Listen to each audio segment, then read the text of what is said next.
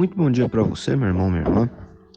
Nosso evangelho de hoje está em João, capítulo 18, dos versículos 1 ao 8. E aqui Jesus, então, é preso no jardim.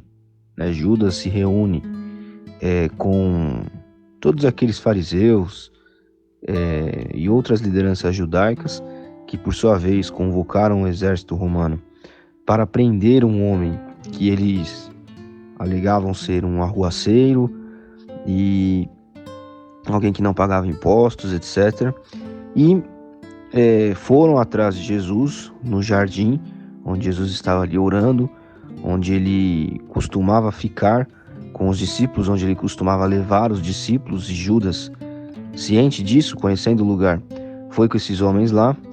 E diz aqui o evangelista que esses homens levavam lanternas, tochas e iam com espadas. Claro, era o exército romano. Jesus já estava ciente de tudo o que estava para acontecer. E ele sai ao encontro dessas pessoas, desses homens que vêm para prendê-lo, e diz: vocês estão atrás de quem? E aí eles respondem: de Jesus o Nazareno. No versículo 5, Jesus mostra muita coragem, porque ele diz: sou eu. E a resposta é imediata. E diz aqui no versículo 5 que os soldados recuaram desconcertados, e que Judas, o traidor, Judas Iscariotes, se destacava no grupo. Ou seja, ele devia estar mais à frente, andando, guiando o caminho daqueles homens. Mas Jesus, enfim, corajosamente, só simplesmente fala: olha, sou eu. E os homens perguntam, e Jesus pergunta outra vez, porque deve ter havido um silêncio ali, porque ninguém esperava que a pessoa que estava sendo presa apenas dissesse que era ela mesma, sou eu mesmo, e pronto, acabou, e não faz nenhum outro tipo de questão e se apresenta assim, corajosamente à frente de pessoas armadas. E aí Jesus pergunta novamente atrás de quem eles estão, e eles afirmam novamente: de Jesus Nazareno. E ele diz: então, já disse que sou eu, me prendam e deixem os outros irem. E no versículo 5, onde Jesus responde prontamente que ele era o homem a quem eles procuravam, mostra para nós que Jesus era uma pessoa de muita coragem. Jesus, nós devemos nos lembrar, ele já sabia das coisas que iam acontecer. Ele sabia que seria preso e que sofreria. Mesmo assim, no momento em que ele, ia começar ali aquela saga, aquele drama que culminaria na crucificação, ele, frente a frente, soldados, diz: sou eu, o homem que vocês procuram sou eu. Então os soldados recuam desconcertados. Essa é a coragem que nós devemos ter no nosso dia a dia. A coragem, em todas as situações que você possa imaginar e aplicar essa palavra, para enfrentar alguma situação, para enfrentar alguém, muitas vezes. E a nossa coragem, ela não é pautada ou baseada em nós mesmos, mas é uma coragem baseada nessa coragem de Jesus Cristo. Ele, sabendo do que ia acontecer, não recuou. Ele falou: não, olha, a pessoa que vocês procuram para prender, e se a gente fosse além, para prender injustamente, sob falsas acusações, etc., sou eu. Não tenham...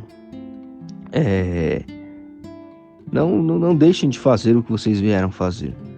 E nós vemos na história da igreja inúmeros casos de santos e outras pessoas que foram corajosos assim, mártires, que se entregaram, não fugiram da sua responsabilidade quando esse mundo malvado, esse mundo ruim, quis usar as suas armas por conta da fé dessa pessoa contra ela.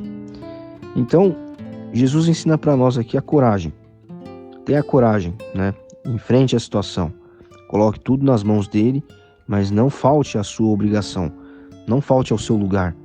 Então, se está difícil arrumar emprego, coloca na mão de Deus, mas também tenha a coragem de enfrentar o que precisar ser enfrentado.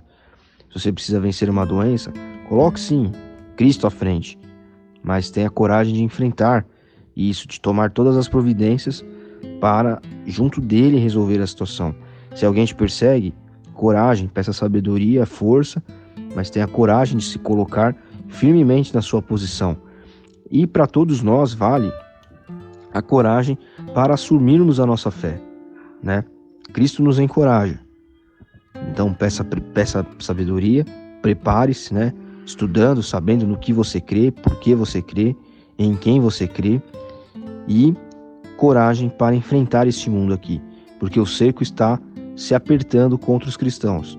Em alguns lugares da Europa, como Inglaterra, em outros países da América, como Canadá, já é proibido, em alguns lugares dentro desses países, cristãos fazerem orações públicas, né? Cristãos que são pegos fazendo oração pública, católicos que são pegos rezando o terço, alguma coisa assim, né? Em frente a um hospital, por exemplo, como aconteceu há alguns meses, em frente a um hospital na Inglaterra, um católico foi preso porque rezava o terço em virtude de um aborto que estava acontecendo lá dentro.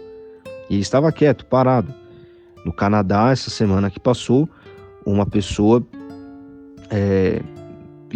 foi acuada porque estava fazendo uma oração em uma escola. Então não se pode mais expressar a fé cristã de maneira pública. Então é um momento em que nós precisamos de coragem, porque o cerco tem se apertado nos países que são supostamente livres, supostamente cristãos. E uma vez que isso toma conta desses países, para vir para o Brasil, aqui as coisas sempre chegam atrasadas, e isso até é uma vantagem para nós, mas para vir para cá é uma questão de